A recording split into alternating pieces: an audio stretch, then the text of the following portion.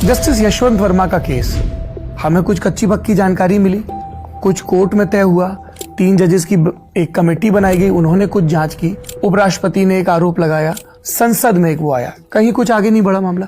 मैं अब क्या राय बनाऊं सर कि क्या हुआ, क्योंकि मैं तो ये मानता हूं कि जज साहब निष्पक्ष हैं। क्या पैसे उनके थे, क्या पैसे उनके घर में मिले थे?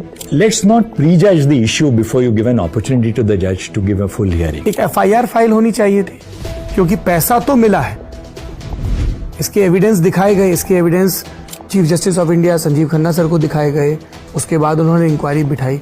तो मतलब प्राइमा फेसी आपको ये लग रहा है कि this matter is worth investigation.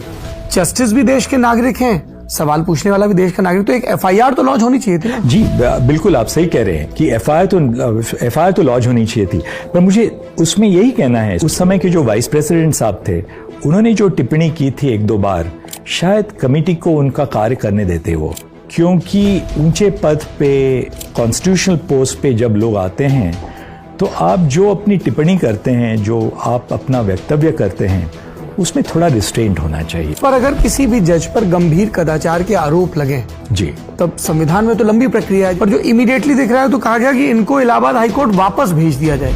ये किस तरीके का परेशानी? ये देखिए, आप जो आप कह रहे हैं उसमें कुछ हद तक सत्य है।